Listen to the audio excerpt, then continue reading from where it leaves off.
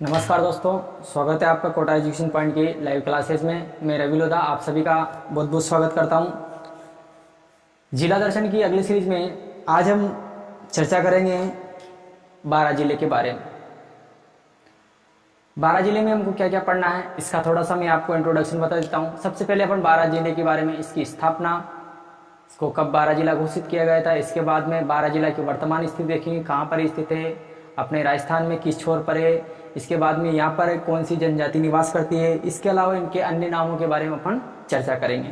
तो आइए शुरुआत करते हैं अपन अगले वाले जिले की, जिसका नाम है 12।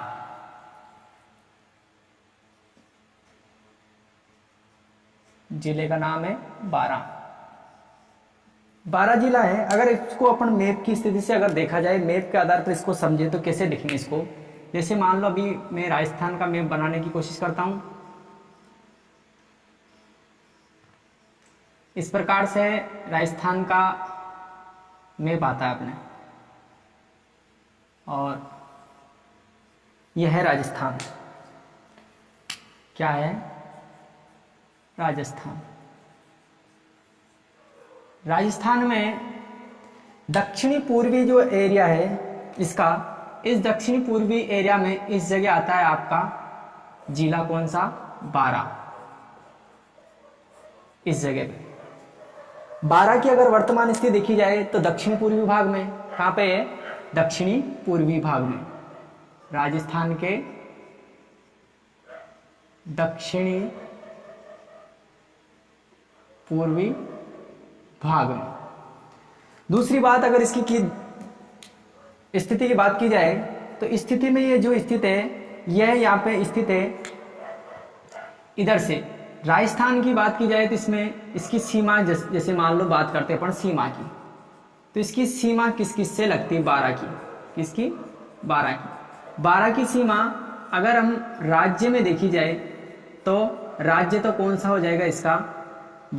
राज्य हो जाएगा MP, मध्य प्रदेश। अगर जिलों की बात करें तो आपका इधर आता है यहाँ पे झालावाड़ और यहाँ पे आता है कोटा। तो कौन सा जिला लगता है आपके? जिले में तो लगेगा झालावाड़, और अगली किससे लगती है? कोटा से। तो 2 जिलों की, यानी जिले में अगर पूछा जाए आपसे तो जिले में 2 जिलों की इस पे ये लगती है। इसके बाद में इसकी अन्य नामों के बारे में अगर जानकारी की जाए अपन, उपनाम वगैरह, तो उपनाम क्या क्या देखे जाते हैं इसके? पहला नाम तो इसका 12 ही है, और इसके उपनाम में अगर देखा जाए तो वराह है। वराह नगरी भगवान विष्णु का एक नाम है, इस आधार पर इसको वराह नगरी कहा गया है। अगला बहुत ही फेमस चीज आपने देखा होगा, राजस्थान में सबसे अधिक जो मसाले का उत्पादन होता है वो कहाँ किया जाता है? 12 में किया जाता है। इसलिए इसको अपन बोलते हैं मसाला नगरी। मसाला नगरी। और इसमें एक चीज और आपको देखने को मिलती है कि इसी क्षेत्र को सर्पों की शरण स्थली भी कहा जाता है। क्या कहा जाता है? सर्पों की शरण स्थली। चर्चा करेंगे सर्पों की शरण स्थली क्यों कहते हैं इसको। तो इसके 3 उपनाम हो गए। इसके बाद में हम इसमें बात करते हैं कि इसमें ये इसकी भौगोलिक स्थिति देखा जाए तो ये जो है 12 जिला, ये 12 जिला है स्थित अभी बाणगंगा नदी के किनारे। किस नदी के किनारे है? सॉरी, कौन सी नदी के किनारे है? बाणगंगा नदी के किनारे। देखो, बाणगंगा नदी एक जयपुर में भी बहती है, नदी के किनारे स्थित है। ठीक है, तो ये बाणगंगा दूसरी है, ये चंबल नदी इनकी सहायक नदी में है। इसके बाद में अगर देखा जाए कि इसके परिवहन कोड की अपन बात करें तो 12 का जो परिवहन कोड है, जैसे झालावाड़ का है RJ17, इसी प्रकार से 12 का जो परिवहन कोड है वो परिवहन कोड हो जाएगा आपके RJ28, यानी 28वां नंबर का जिला है। जिसकी स्थापना कब की गई थी ये भी देख लो। इसकी जो स्थापना है, इसकी स्थापना की गई थी 10 अप्रैल 1991 में। कब की गई थी? 10 अप्रैल 1991। इसकी अगर स्टोरी के बारे में आप देखा जाए तो पहले इसमें क्या थे, इसको 12 यहाँ पर क्या थे, 14वीं-15वीं शताब्दी के मध्य में जो सोलंकी शासक थे, जिसका आधिपत्य, इस पर अधिकार था, तो वो अधिकार किसका था, या फिर इसको अपन यूं बोल सकते हैं शासन। इसका जो इस पर जो शासन था वो सोलंकी, शुरुआत से लिख देते हैं 14वीं 15वीं शताब्दी में सोलंकी शासक।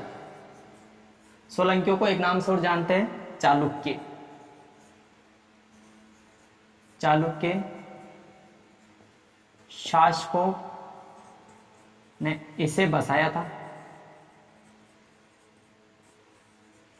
ऐसा भी माना जाता है कि यहाँ पर 12 गांव या 12 तालाब थे, 12 गांव थे, जिसके कारण इसका नाम था बारह पड़ा था। या ऐसे भी परंपरा प्रचलित है यहाँ की कि जो 12 तालाब थे उन 12 तालाबों को बांटकर एक 12 नगर बसाया था। तो पौराणिक कथाओं में यह भी मिलता है कि यहाँ पर 12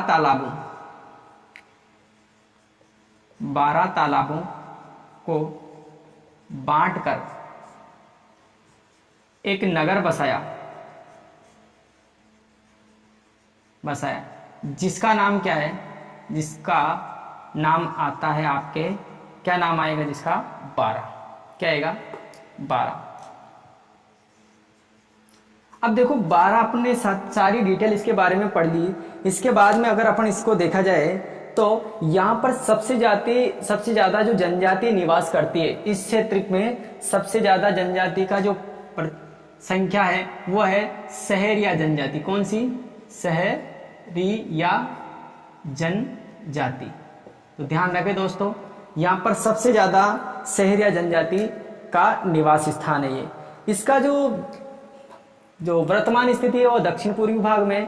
अब यहाँ पे ऐसा भी देखा जाता है कि अगर अपन बात करें इनकी मिट्टी की कि यहाँ पर कौन सी मिट्टी पाई जाती है, तो ऐसा माना जाता है कि जो दक्षिण राजस्थान का दक्षिणी पूर्वी पठार है, ये दक्षिणी पूर्वी पठार का जो निर्माण हुआ है वो ज्वालामुखी के माध्यम से हुआ है।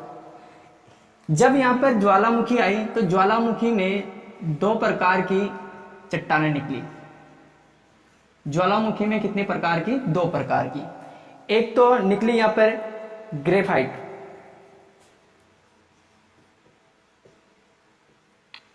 और दूसरी निकली बेसाल्ट। जो ग्रेफाइट जो चट्टान है ये मिट्टी के मोटे कण है, मोटे पदार्थ की है, और बेसाल्ट जो चट्टान है वो बारीक पदार्थ। तो इस 12 में बेसाल्ट चट्टानें पाई जाती है। कौन से में, 12 में जो 12 वाला भाग है वो बेसाल्ट चट्टानों से मिलकर बना हुआ है। इसलिए यहाँ पर मिट्टी की बात की जाए तो मिट्टी पाई जाती है यहाँ पर काली मिट्टी। कौन सी मिट्टी पाई जाती है, मिट्टी काली मिट्टी। ठीक है। यहां पर अपन ने सामान्य जो जानकारी थी 12 के बारे में, सबसे पहले बात की जाए तो 12 के अगर नामों की बात की जाए तो इसको वराह नगरी कहते हैं, मसालाओं की नगरी कहते हैं। एक और इसका नाम प्रचलित है सर्पों की शरण स्थली। सर्पों की मात्रा यहाँ पे ज्यादा है। बात करते हैं जनजाति की, तो सहरिया जनजाति यहाँ पर सबसे ज्यादा मात्रा में निवास करती है। ऐसा माना जाता है कि 14वीं 15वीं शताब्दी में यहाँ पर सोलंकी चालुक्य वंश का शासन था। उस समय पर यहाँ पे 12 गांव या 12 तालाब थे, उनको बांट करके 12 नगर बसाया गया था। 12 नगर का जो परिवहन कोड है वो आता है RJ 28वें नंबर का जिला है राजस्थान का, और इसकी स्थापना हुई थी 10 अप्रैल 1991 में। ठीक है। इसके बाद में 12 की अगर भौगोलिक स्थिति देखी जाए तो ये राजस्थान के दक्षिणी पूर्वी भाग में, देखो दक्षिणी पूर्वी भाग क्या होता है कि जैसे इसको देखा जाए तो ये उत्तर वाला भाग, ये दक्षिण वाला भाग, और ये पूर्वी। तो ये जो है ये इस जगह पर स्थित है, इसलिए इसकी भौगोलिक स्थिति दक्षिण पूर्वी भाग में मानी जाती है। बात करते हैं, ये बाणगंगा नदी के किनारे स्थित है, और इसकी जो सीमा राज्य के साथ पूछी जाए तो MP के साथ लगती है, और जिलों के साथ पूछी जाए तो आपके झालावाड़ और कोटा आ जाएगा। मिट्टी की बात करें तो ये दक्षिणी पूर्वी जो पठार है ये कैसे बना हुआ है, ये ज्वालामुखी से बना हुआ है। ज्वालामुखी में 2 प्रकार की चट्टान, ग्रेफाइट और दूसरी निकली आपके बेसाल्ट। ग्रेफाइट मोटे कण वाली चट्टान है और जो बेसाल्ट है वो बारीक वाली है। तो ये जो बेसाल्ट है ये 12 में पाई जाती है, और बेसाल्ट यहाँ होने के कारण इसमें काली मिट्टी पाई जाती है। फिर अपनी इसके में बात करते हैं, इसके आगे देखते हैं अपन नदियों और परियोजना के बारे में। इसका भी आप स्क्रीनशॉट लीजिए।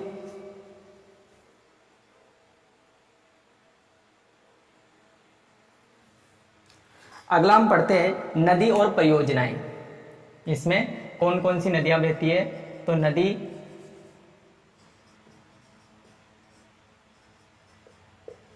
और परियोजना, उस पर कौन कौन सी परियोजना संचालित है। ठीक है, नदी और परियोजनाएं। राजस्थान के झालावाड़ में सबसे ज्यादा नदी परियोजनाएं संचालित है। इसी से संबंधित ये 12 भी से सटा हुआ है, क्योंकि हाड़ौती का ही भाग था पहले, 12 बाद में बनी है, रियासत नहीं है। झालावाड़, कोटा और बूंदी, इन तीनों से अलग होकर 12 को बनाया गया है। यहां पर देखा जाए तो पहली नदी आती है आपके पार्वती नदी। कौन सी नदी आती है? पार्वती नदी। ये जो पार्वती नदी है ये एमपी के सिरोही पर्वत से निकलती है। कहां से निकलती है?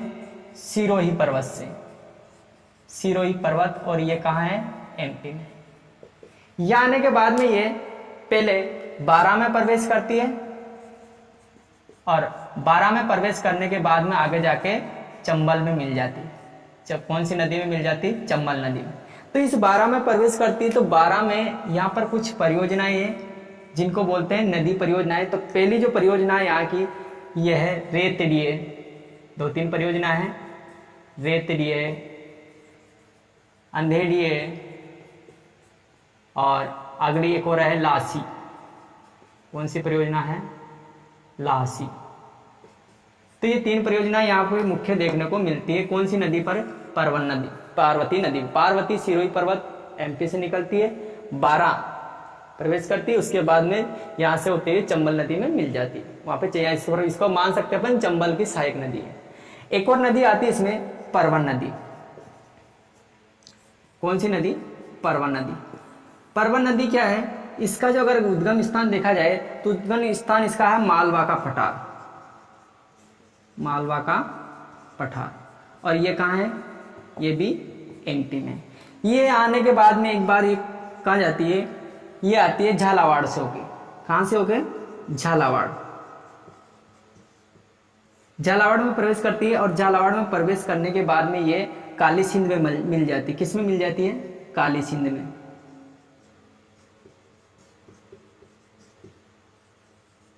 और इस जगह 12 में इसमें एक परियोजना स्थित है जिसका नाम है परवन नदी परियोजना। क्या नाम है इसका? परवन नदी परियोजना।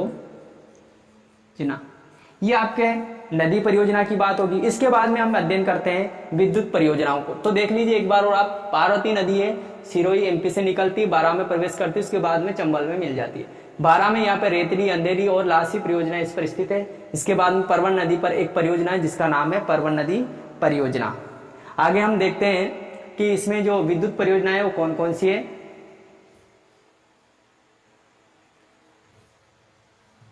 देखो, हम इसमें विद्युत परियोजना के बारे में बात करें तो यहाँ की सबसे फेमस एक परियोजना है जिसका नाम है Chhabra super critical power plant. ध्यान रखिएगा क्या परियोजना पहली, यह है छबड़ा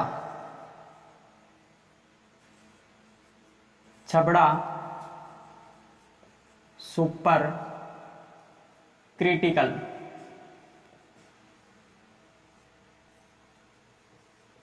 पावर प्लांट। ठीक है, क्या नाम है इसका? Power project plant. क्या? पावर प्रोजेक्ट बोलते हैं इसको। देखो, ये इतनी बड़ी परियोजना है, इसको बोलते हैं अपन राजस्थान की प्रथम क्रिटिकल पावर प्लांट योजना, जो इसको बोल सकते हैं अपन राजस्थान की क्या है? प्रथम है। यहां लिख सकते हैं, इसके बारे में लिखा जाए तो राजस्थान की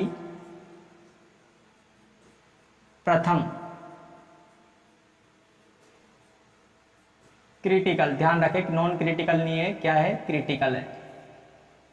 प्रोजेक्ट कहाँ लगाया गया था? वो छबड़ा में लगाया गया था। इसके बाद में इसमें टोटल इकाइयां जो है वो इकाइयां हैं इसमें 8। कितनी इकाइयां हैं? 8 इकाइयां इसमें काम करती है। इसमें क्या है कि 2 इकाइयां जो है वो 250 किलो मेगावाट का उत्पादन करती है, और जो 2 वाली है वो 13, जिसमें 4 और अन्य है, उसमें क्या है? 1320 मेगावाट का उत्पादन। इस कारण से इसकी जो टोटल उत्पादन क्षमता है वो आप लिख सकते हो कुल उत्पादन क्षमता। ये हो जाएगी आपके 3640। कितनी हो जाएगी? 3640। तो 8 इकाइयों से कितनी होती है? 3640 मेगावाट। ये आपके होगी बात सुपर क्रिटिकल पावर प्रोजेक्ट की। इसके बाद में आपके अगली परियोजना आती है कवाई परियोजना। क्या नाम है उसका अगली का? कवाई परियोजना।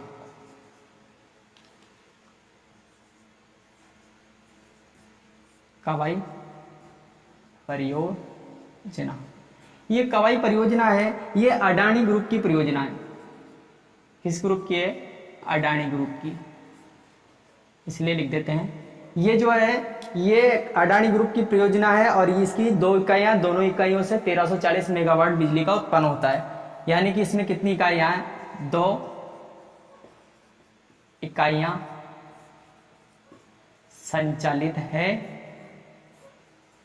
और कितनी बिजली निकलती है? 1340 मेगावाट उत्पादन। कितना है इसका उत्पादन? ये इसकी 2 इकाइयां हैं विद्युत परियोजना, इसके अलावा इसमें और नहीं है। और बात करते हैं अपन इसके आगे प्रसिद्ध नगर वगैरह है। इसमें पहला नगर आता है आपके शाहबाद। शाहबाद में बहुत सारे देखने के स्थान है, तो अपन एक एक स्थान के बारे में यहाँ देखेंगे। तो छोटा सा देख लेते हैं अभी। शाहबाद, जो शाहबाद स्थान है, इस शाहबाद स्थान में क्या है? ये 12 में है और किस लिए प्रसिद्ध है ये? एक तो ये पान की खेती के लिए, पान की खेती के लिए यहाँ पर पान की खेती ज्यादा की जाती है। इसके बाद में एक और यहाँ पर मेला बढ़ता है जिसका नाम है फूल डोल मेला। फूल डोल मेला। अभी हम मेले वाली सीरीज में अध्ययन करेंगे इसका कि फूल डोल मेला है वो शाहबाद में, और शाहबाद कहाँ पड़ता है? आपके 12 में। बहुत देखने के लायक स्थान है यहाँ पर। इसके बाद में यहाँ पर एक है जलौदा गांव। जलौदा गांव पर तेजा जी का मंदिर है। यहाँ पर क्या है? वीर तेजा का मंदिर है। इसका नाम है गांव का जलोदा, जालोदा गांव। तो ये जालोदा गांव क्यों फेमस है? एक कारण से प्रसिद्ध है। क्या है? वीर तेजा का मंदिर, वीर तेजा का मंदिर है यहाँ पर। इसके बाद में आपके छबड़ा में अगर देखा जाए तो छबड़ा में एक लहसुन की मंडी है। लिख सकते हो आप छबड़ा। छबड़ा में क्या है? लहसुन मंडी है। इसके अलावा हम इसके आगे बात करेंगे अपन दुर्गों के बारे में। तो यहाँ पर एक शेरगढ़ का दुर्ग भी है जो परवन नदी के किनारे पर है। तो आप यहाँ एक इस गांव और लिख लो, शेरगढ़ का दुर्ग। ये जो शेरगढ़ का दुर्ग है, ये शेरगढ़ का दुर्ग परवन नदी के किनारे, परवन नदी के किनारे, ठीक है। और कहां पर स्थित है? ये शेरगढ़ में। इसलिए इस शेरगढ़ को दुर्ग को अपन सांपों की, अभी अपन ने इसके उपनाम में देखा था कि 12 को सर्पों की शरण स्थली कहा जाता है, इसलिए इसको कहते हैं अपन सर्पों की शरण स्थली। तो ये आपका शेरगढ़ दुर्ग भी कंप्लीट हो गया। इसके बाद में कुछ मेले और इनके बारे में अपन अध्ययन करेंगे। तो मिलते हैं अपन अगली क्लास में। थैंक यू, धन्यवाद। चैनल को सब्सक्राइब करते रहिए और शेयर करते रहिए ताकि अधिक से अधिक बच्चों को देखने का इसका मौका मिल सके।